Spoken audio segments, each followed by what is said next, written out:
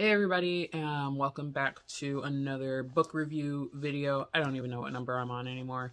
And this video is later than I anticipated because I started reading a book and I was like, I'm gonna get through this book and I'll do another review. And I'll do it before I run out of preset videos that I had set to pop up over a couple weeks, and then I got really annoyed with that book. I'm still reading it, and I plan on finishing it. It's just taking me a little longer than I thought it was going to. So while I'm still reading it, every time I get annoyed, like I'll pick it up and I'll read it. Every time I get annoyed, I decided I'm going to start reading something else. So the book that I started reading in its place is this one called Within These Wicked Walls by Lauren Blackwood. I don't know, I can't quite remember how long she has been out writing. This has a copyright for 2021, but her website and a lot of her social media said that she might have been writing for a while, but I haven't been able to find anything else by her because I'd be really interested to see kind of what else she reads, but or writes, I'm sorry. But Within These Wicked Walls, it wasn't awful. I just felt like it could have been better. I felt like she kind of jumped around a little bit, like the story wasn't as solid as it could have been. And this is one of those cases where I think with the right director and screenwriter, this could actually be a halfway decent series or TV show, or even like just like a mini series, just to kind of fill in a lot of the gaps that I was getting in the book. The story, I felt like was an interesting story, and it was an interesting concept that I actually decided to look up some of the information in it, because it talks about Deutera, which I've never heard of that term, but apparently that's something that's very common in the Coptic church in Ethiopia and Eritrea. And the book was never explicitly like linked to a specific location. It was always just talking about the desert. And then after I looked up what Deutera was, and I hope I'm saying that right, and I discovered that they're mostly found in that area, and they talked about people colonizing and how people were believing specific ideologies from Europe and England, and some of the characters were trying to get back to England. I kind of got a little bit more of a colonizing connection, but there's no explicit date, there's no explicit setting. It's very just kind of like they're in the place and you don't really know what's happening, you don't really know the time period, and it really kind of bothered me that I didn't know the time period, especially as they were describing clothes, because it gave me a very early 19th century late 19th century, early 20th century, I'm sorry, kind of feel. But then there were certain things that were said that were very modern. And so that was a little bit jarring. And I feel like the characters were not as fleshed out as to me they could have been in a story, to give them their end goals. Like their end goals made sense for the characters, but there was still like this weird little intro chunk that was just missing. Like I needed another like 2 or 3 chapters to really kind of seal that some of the characterization pieces into it.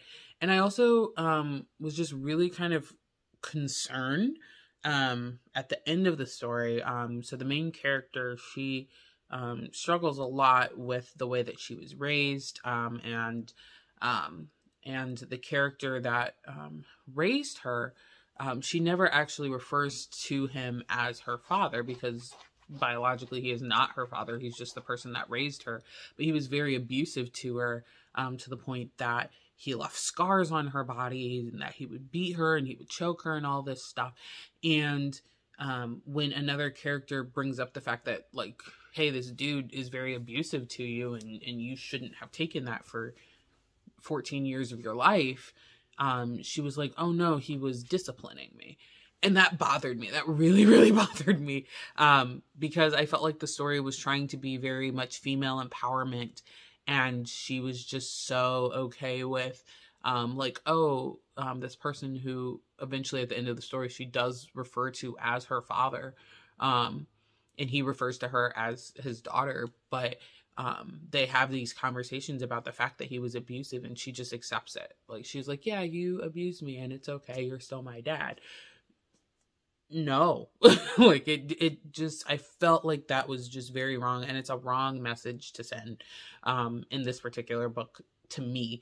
It just really went against the grain of everything that that character was originally representing. And this is technically listed in the young adults kind of category, or youth category, or older teen category. And I just feel like that is not what we want to be putting out to our young people and young adults. Like, it just it really irked me. In the ending, I just felt like was too generic, too just very tried to tie it up with a nice little bow. So overall, I would probably give this a 2 or 3 out of 5. Actually, one of my students saw me reading it earlier this week, and she asked about the book, and I was kind of explaining to her the premise, and she was like, ooh, that sounds really interesting. And she was like, I might want to read that. And I'm like, you totally read it. I just highly disagree with some of the things that it was saying.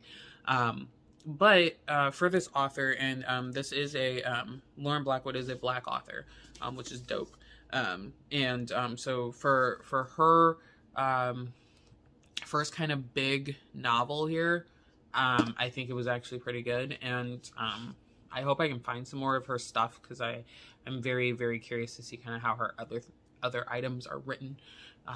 But yeah, probably 2 out of 3, or 2 or 3 out of 5 stars for this one. So as usual, thank you so much for watching. Again, if you guys have book suggestions, a lot of people have sent me some really great book suggestions. So I'm literally just making a list, and I'm going to keep adding to that list. And also, just on a note, but with a lot of the book bans that are happening all over, you can best believe if I haven't read one of the books that's being banned, it is probably on my list now. I really feel like we have such a great opportunity with literature and things that we read and that we can share with people. And a lot of these stories are stories that don't deserve to be banned. They're just honest stories. And the big thing is that they're not being told from a perspective of happy and go lucky. And we cannot shield that.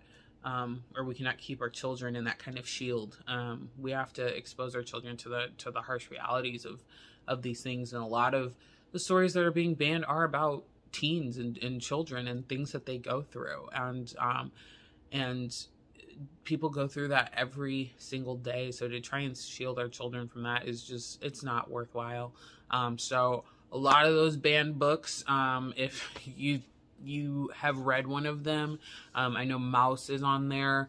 Beloved is another one. I already have both of those on my list to read, because let's face it, it's definitely something you need to read if somebody's trying to ban it. So I look forward to reading those at some point this year. But like I said, any other books, super excited to hear about that. And then also, I know a couple of people that have reached out and were like, hey, I'm subscribed to you, I'm following you now. That's awesome. I really appreciate that. I don't plan on being a big YouTube star, but I appreciate everybody liking and subscribing to my videos. That's really, really awesome. So I hope that you all continue to keep coming back and listening to these video reviews. So new book, it will probably be happening. Probably not the other one that I'm still reading. I'm still trying to get through it. I'm going to get through it at some point. But new book will be coming out soon. And so I look forward to seeing you all back here at that time. So thanks for watching, guys. Bye.